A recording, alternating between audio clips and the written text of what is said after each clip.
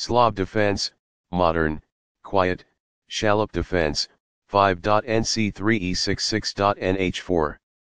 Balanced, neither player ever had an advantage. That game was pretty competitive. Both players had an amazing opening. That was an incredible middle game by both players. Opening with the queen's pawn. The move d5 establishes control over the e4 square, frees up the light-squared bishop, and builds a presence in the center. A wing pawn is available in the queen's gambit to attack the center and divert black's attention away from the e4 square. The d5 pawn is supported by c6 in the Slav defense. The d4 pawn is safeguarded and under control thanks to nf3. nf6 controls the e4 square, advances the knight toward the center, and strengthens the d5 pawn. e3 supports the d4 pawn and allows the light-squared bishop and queen to develop.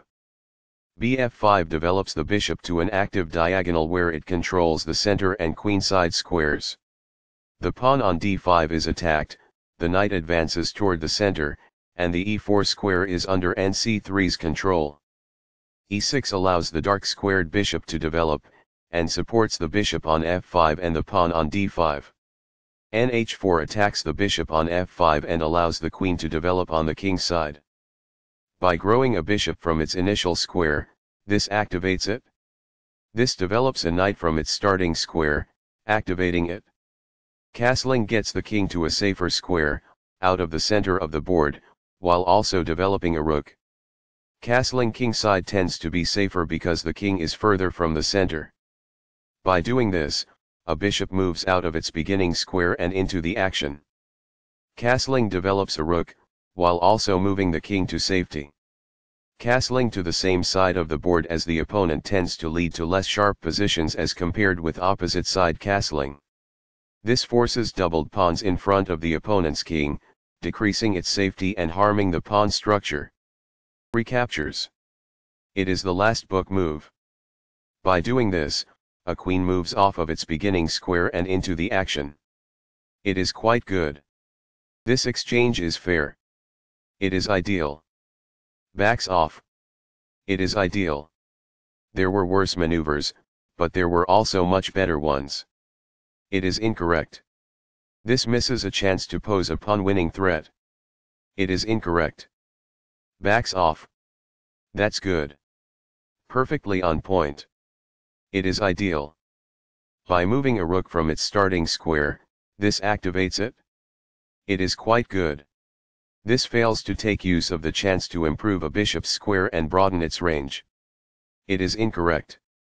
This shifts the bishop to a square with more activity, giving it greater scope. It is ideal. The rooks are linked by this, making it easier for them to work together in the future. It is ideal.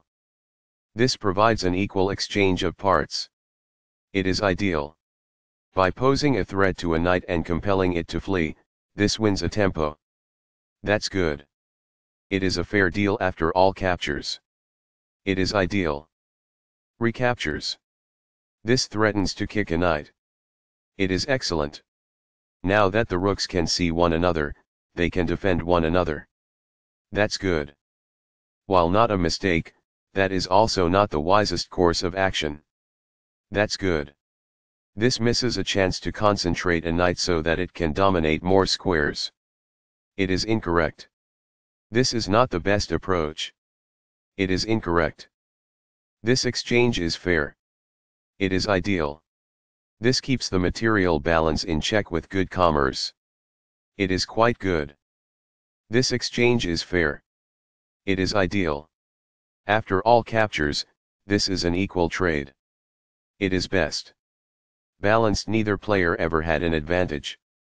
That game was pretty competitive. Both players had an amazing opening. That was an incredible middle game by both players. This maintains the balance in material with a good trade. It is best. Balanced, neither player ever had an advantage. That game was pretty competitive. Both players had an amazing opening. That was an incredible middle game by both players.